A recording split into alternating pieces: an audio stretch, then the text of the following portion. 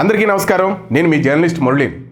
నిన్నటి నుండి ఎక్కడ చూసినా ప్రసార మాధ్యమాలు కానివ్వండి, సోషల్ మీడియాలో కానివ్వండి, మనోజ్ని తీవ్రంగా కొట్టించిన మోహన్ బాబు, వినయ్ అనే వ్యక్తి తన పరివారంతో తన భార్య పైన తనపైన దాడి చేశారు అని మనోజ్ పోలీసులకు కంప్లైంట్ ఇవ్వడం, అలాగే మోహన్ బాబు కూడా నాపై మనోజ్ దాడి చేశాడు అంటూ పోలీసులకు కంప్లైంట్ ఇవ్వడం, తర్వాత మా ఇంట్లో ఎలాంటి దాడులు జరగలేదు, ఎలాంటి ఎవిడెన్స్లు లేవు అంటూ మీడియాకు మెసేజ్ మంచు విష్ణు ఇవ్వడం, మనోజ్ బంజారా హిల్స్లో ఉన్న ఈఎక్స్ హాస్పిటల్స్కి వెళ్ళి ట్రీట్మెంట్ చేయించుకోవడం, ముఖ్యమైన ఛానల్స్లో ప్రచారాలు చేయడం చకచకా జరిగిపోయాయి. ఇది ఇప్పుడే హాట్ టాపిక్ అయిపోయింది. వెంటనే అన్ని సోషల్ మీడియాల్లోనూ వచ్చేసింది. అసలు జరిగిన కథ ఏంటి, ఏం జరిగిందో తెలుసుకోవాలి అని అనుకుంటే let's watch the story. Mohan Babu క్రమశిక్షణకు మరో పేరుగా ఫిల్మ్ ఇండస్ట్రీలో టాక్ నడుస్తుంది. అసలు చెప్పాలంటే క్రమశిక్షణకే తానే క్రమశిక్షణ నేర్పిస్తున్నట్లు ఉంటారు మోహన్ బాబు. అలాంటి మోహన్ బాబు తన ఇంటి వ్యవహారాన్ని రచ్చ చేసుకుంటారా? ఎన్నో ఇంటర్వ్యూల్లో తన కొడుకులు ఇద్దరు రెండు కళ్ళుగా చెప్పుకొచ్చేవారు. తన కూతురు మంచు లక్ష్మి అయితే తన ప్రాణంగా మాట్లాడేవారు. కానీ ఇక్కడే ఉంది అసలు మ్యాటర్. మనోజ్ మోహన్ బాబు రెండో భార్య కొడుకు. అంతేకాదు, విష్ణు కంటే మనోజ్ అంటే ఒకంత చిన్న చూపే అంట మోహన్ బాబుకి. అందుకే ఎన్ని సినిమాలు బాక్స్ ఆఫీస్ దగ్గర బోల్తా కొట్టినా, సినిమాలలో లాస్ వచ్చినా విష్ణుతోనే ఎక్కువ సినిమాలు చేస్తూ ఉంటారు మోహన్ బాబు. మనోజ్తో సినిమాలు చేసిన సందర్భాలు కూడా చాలా తక్కువే అని చెప్పొచ్చు. పైగా మనోజ్ రెండో పెళ్లి చేసుకున్నప్పుడు మోహన్ బాబు గారు పెళ్లికి రావడానికి కూడా ససేమిరా అన్నారట. అక్కడ అక్క, అదే మంచు లక్ష్మి అక్క ప్రోద్బలంతోనే ఇలా వచ్చి అలా వెళ్ళిపోయారట. ఎందుకో మొదటి నుండి మనోజ్ అంటే మోహన్ బాబుకి నచ్చదని సన్నిహిత వర్గాల మాట. ఇక్కడ ఒక విషయం మనం గుర్తుపెట్టుకోవాలి. విష్ణు, లక్ష్మి ఎక్కడ ఏం మాట్లాడినా మా నాన్నగారు అది, మా నాన్నగారు ఇది, మా నాన్నగారు అలా, మా నాన్నగారు ఇలా, 1కి 10 సార్లు మాటకు ముందు ఒకసారి నాన్నగారు, మాటకి తర్వాత ఒకసారి నాన్నగారు చెబుతూ ఉంటారు. మనోజు అలా చెప్పడు. ఏది మాట్లాడినా సూటిగా, సుత్తి లేకుండా, నిజం చెప్పాలంటే ఎక్కడ నాన్న భజన చేయకుండా స్ట్రైట్గా మాట్లాడతాడు. అందుకే నచ్చడేమో. ఎనీవే, ఏది ఏమైనా కొన్ని రోజుల క్రితం మా అన్నగారు నన్ను కొట్టడానికి వచ్చాడు అంటూ మనోజ్ ఒక వీడియో కూడా సోషల్ మీడియాలో పెట్టడం జరిగింది. అప్పుడు చాలా వైరల్ అయింది కూడా. దానికి విష్ణు, మేము వెబ్ సిరీస్ చేస్తున్నాము, ఏదో సరదాగా అలా పెట్టాం తప్ప అబ్బే ఇటువంటిది మా ఇంట్లో ఎప్పుడు జరగదే అని కవర్ చేసే ప్రయత్నం చేశారు. కానీ ప్రజలు చాలా తెలివైన వాళ్ళు. అసలు మోహన్ బాబు గారి ఇంట్లో ఏం జరిగింది, ఎవరిపైన దాడి చేశారు, ఎందుకు చేశారు, ఇక్కడ ఏం జరిగిందో తెలుసుకునే ప్రయత్నం చేద్దాం. మనోజ్ జల్పల్లిలో తన ఇంట్లో ఉండగా దుండగులు దాడి చేశారట. అందుకే తన భార్యతో కలిసి చికిత్స నిమిత్తం మరి హాస్పిటల్కి వచ్చారు. అలా వచ్చిన సందర్భంలో మనోజ్ కాలికి గాయంతో నడవలేకుండా ఇబ్బంది పడుతూ రావడం కూడా అక్కడ మీడియా కవర్ చేయడం చేశారు. అలాగే మీడియా కవర్ చేస్తూ ప్రశ్నించే ప్రయత్నం కూడా చేశారు. మనోజ్ ఎక్కడ స్పందించలేదు. తర్వాత ఎమర్జెన్సీ వార్డులో వైద్యులు మనోజ్కు వైద్య పరీక్షలు నిర్వహించారు. కాలికి గాయం కావడంతో ఆయనకు చికిత్స కూడా చేశారు. ఈ క్రమంలోనే వైద్యులు సిటీ స్కాన్, అలాగే ఎక్స్రే పరీక్షలు కూడా చేశారు. మెడభాగంలో కండరాలపై స్వల్పంగా గాయం అయినట్లు వైద్యులు అయితే చెప్పుకొచ్చారు. మరి ఇక్కడ మనోజ్ నడుస్తున్న విజువల్స్ మీరు చూస్తున్నారు కదా. ఇక్కడే మనోజ్ గారిని మీడియా ప్రశ్నించే ప్రయత్నం అయితే చేసింది, ఎక్కడ స్పందించలేదు. అయితే మెడభాగంలో కండరాలపై స్వల్పంగా గాయమైనట్లు వైద్యులు అయితే చెప్పుకొచ్చారు. ఇక కుడికాలు కండర నొప్పితో మనోజ్ ఆసుపత్రికి వచ్చారు. సిటీ స్కాన్, ఎక్స్రే రిపోర్ట్లో నార్మల్ అని తెలిసిపోయిందట. ఇక 2 గంటల పాటు మంచు మనోజ్కు వైద్య పరీక్షలు అయితే ఈఎక్స్ హాస్పిటల్లో జరిగాయి. విద్యానికేతన్ స్కూల్కు సంబంధించినటువంటి సిబ్బంది తనపై దాడి చేశారని మంచు మనోజ్ అంటున్నారు.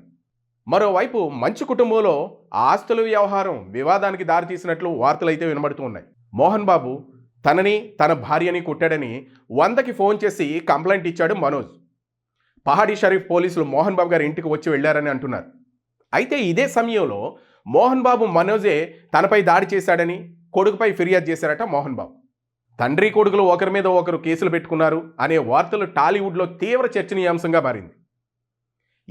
ఎవరిపై దాడి చేశారు చూస్తే మోహన్ బాబుకి అతి సన్నిహితమైన వ్యక్తి, అంటే అన్ని విషయాలు చూసుకునే వ్యక్తిగా ఉండే వినయ్ అనే వ్యక్తి విద్యానికేతన్ సిబ్బందితో వచ్చి మనోజ్ను కొట్టారట. అలాగని మనోజే చెప్పడం జరిగింది. ఇక మోహన్ బాబే ఈ పని చేయించారు అన్నట్టు మనోజ్ చెప్పుకొని వచ్చారట. అసలు ఎందుకు దాడి చేశారు ఈ విషయంలోకి వెళితే, విద్యానికేతన్ విద్యా సంస్థల ఆస్తుల వ్యవహారంలో గత కొద్ది రోజులుగా వీరిద్దరి మధ్య వివాదం నడుస్తుండగా మనోజ్ కొద్ది కాలం క్రితం తన విద్యా సంస్థలపైన ధర్నా చేస్తున్నటువంటి విద్యార్థులకు న్యాయం నేను చేస్తానని చెప్పి విద్యార్థుల తరఫున మాట్లాడడం మోహన్ బాబు గారికి ఒక ఇంత కోపానికి గురిచేసిందట. అంతేకాదు, ఫిల్మ్ ఇండస్ట్రీలో ఏ విషయం ఎలా ఉన్నా సరే సూటిగా సుత్తి లేకుండా మాట్లాడడం మనోజ్ నైజం. ఇది మనోజ్ అన్న అయినటువంటి విష్ణుకి అసలు నచ్చని అంశం అట. పైగా ఇప్పుడు ఆస్తుల విషయంపై మళ్ళీ రగడ మొదలైందని, అందులోనే విద్యార్థులకు సపోర్ట్ చేసిన విషయం బయటికి రావడంతో గొడవ పడ్డారని సన్నిహితుల మాట. ఇదే విషయం పరస్పర దాడుల వరకు వెళ్ళినట్టు తెలిసింది. ఏది ఏమైనా మంచువారి మంటల కుంపటి ఆబద్ధమని ప్రజల్ని నమ్మించేందుకు మంచు విష్ణు కొత్త ప్రయత్నాలు చేస్తున్నారు. మీడియా అంతా రచ్చరచ్చ అయిపోయిన తర్వాత విష్ణు పిఆర్ఓ ఓ మెసేజ్ను మీడియాకి ఇచ్చారు. మంచు ఫ్యామిలీలో కొట్టుకున్నారని, మనోజ్ గాయాలతో వెళ్ళి పోలీస్ స్టేషన్లో ఫిర్యాదు చేశాడన్న మాట అయితే అవాస్తవం అని స్పష్టం చేశారు. ఎవిడెన్స్ లేకుండా అలా ప్రచారం చేయడం కరెక్ట్ కాదని చెప్పుకొచ్చారు. పొడి పొడిగా ఇచ్చిన ఈ రిప్లైలోనే ఆయన ఏదో దాస్తున్నారని సులువుగా అర్థమవుతుంది. ఏది ఏమైనా నిజానికి మోహన్ బాబు మనోజ్ ఘర్షణ పడిన మాట నిజమేనని, అయితే నేరుగా పోలీస్ స్టేషన్కి వెళ్లకుండా ఫిర్యాదులు చేశారని తెలుస్తుంది. అయితే వీళ్ళిద్దరూ కలిసి 100కి డైల్ చేసి ఆ తర్వాత ఫోన్లోనే పోలీసులకు ఫిర్యాదు చేశారని, అలాగే పోలీస్ స్టేషన్ కంప్లైంట్లు వచ్చాయని, మంచు మోహన్ బాబు ఇల్లు శంషాబాద్కు వెళ్ళే దారిలోనే ఉంటుంది. ఆ ఇల్లు పహాడీ షరీఫ్ పోలీస్ స్టేషన్ పరిధిలోకి వస్తుంది. అందుకే అక్కడ పోలీసులు ఈ ఫిర్యాదును టేకప్ చేసి మోహన్ బాబు ఇంటికి వచ్చి వెళ్ళారని తెలుస్తుంది. ఏది ఏమైనా చేతులు కాలేక ఆకులు పట్టుకున్నా ఉపయోగం ఉండదు అని మోహన్ బాబు గారికి తెలీదా? అలాంటప్పుడు కుటుంబ తగాదాల పేరుతో ఇలా రోడ్లు ఎక్కడం వలన మోహన్ బాబు ఇమేజ్ డ్యామేజ్ అవ్వకుండా ఉంటుందా? ఆ విషయం మోహన్ బాబుకి తెలీదా? అంటే ఏమో అన్నీ తెలిసి నా రూటే సపరేటు అంటున్నారు కదా. ఏమీ తెలియనట్టు అసలు తన కొడుక్కి తనకి గొడవ జరిగినట్టు తన ట్విట్టర్ అకౌంట్లో మోహన్ బాబు పెట్టిన పోస్టు చాలా ఆశ్చర్యానికి గురిచేస్తుంది. ఈ సన్నివేశం ఒక సవాల్ లాంటిది, నాకు చాలా సంతోషాన్ని కలిగించింది. ఇదే సమయంలో ఈ చిత్రం నా ప్రయాణంలో ప్రతిష్టాత్మకంగా మారింది అంటూ ట్విట్టర్లో పెట్టుకుని వచ్చారు. మంచు మనోజ్తో గొడవ నేపథ్యంలో ఆయన ఈ పోస్ట్ చేయడం చాలా ఆసక్తికరంగా మారింది.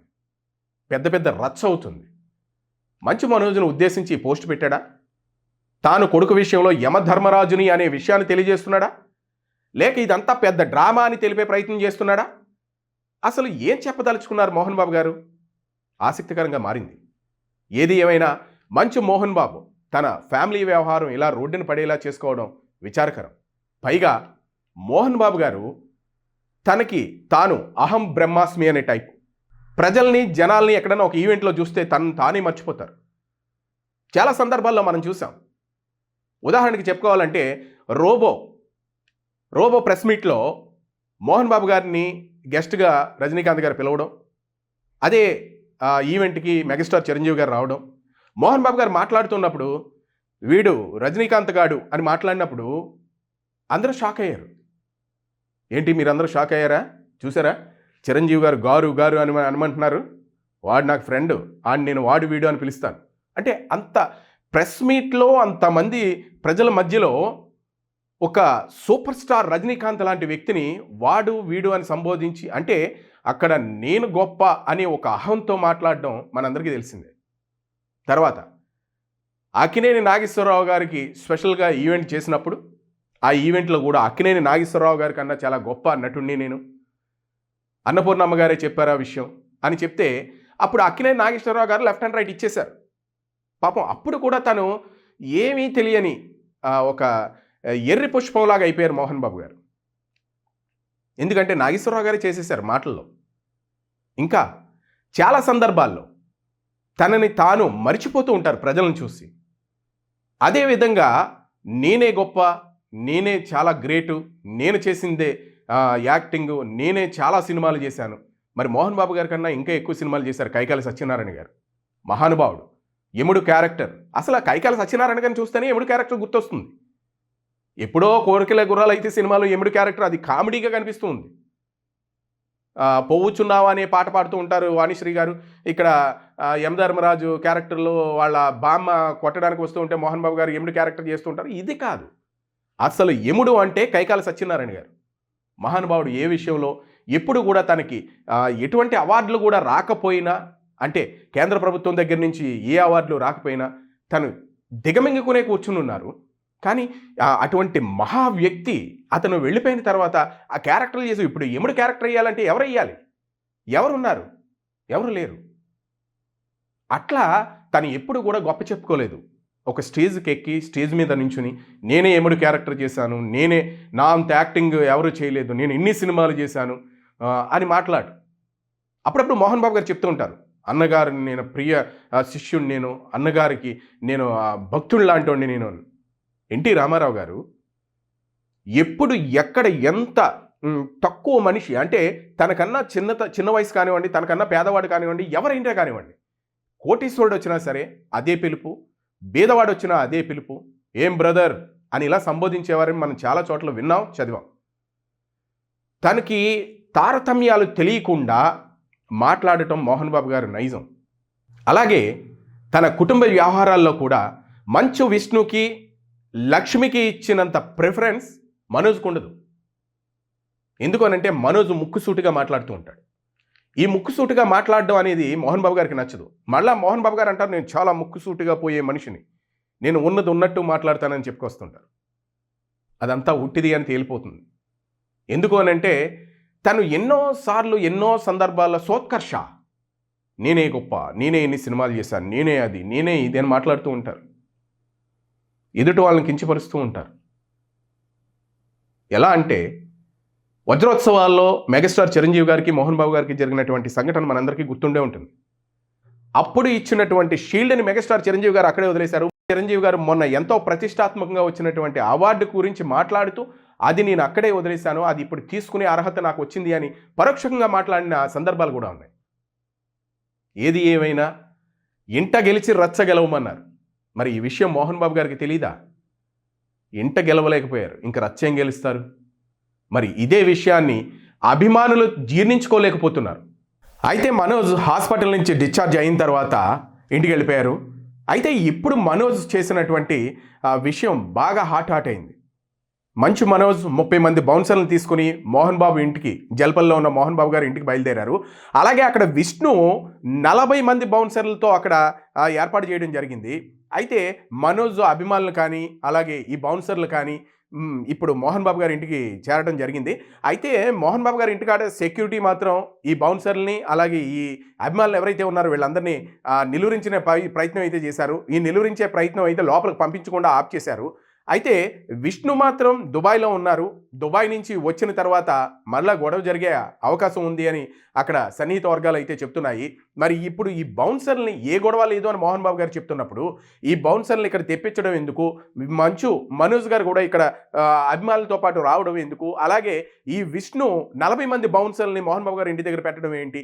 ఇదంతా చూస్తూ ఉంటే ఏదో జరుగుతుంది అనే ఆ అభిప్రాయం అయితే సన్నిహిత వర్గాలు అయితే చెప్తున్నాయి. మరి ఈ గొడవని మోహన్ బాబు గారు క్రమశిక్షణకి మారు పేరుగా తనకి ఎంతో పేరుంది కాబట్టి తన క్రమశిక్షణ పిల్లల మీద కూడా చూపించాలి, పిల్లలకు కూడా అదే క్రమశిక్షణ ఉండాలి. ఆ క్రమశిక్షణతోనే మోహన్ బాబు గారు ఈ గొడవని సద్దుమణుగు చేస్తే బాగుంటుంది అని మంచు అభిమానులు అయితే కోరుకుంటా ఉన్నారు. మరి మోహన్ బాబు గారు దీనికి పులి స్టాప్ పెట్టి మళ్ళా ఇటువంటివి జరగకుండా అలాగే మంచు అభిమానులు జీర్ణించుకోలేకపోతున్న ఈ విషయానికి మరి ఫైనల్ టచ్, ఫినిషింగ్ టచ్ ఇస్తారేమో చూద్దాం.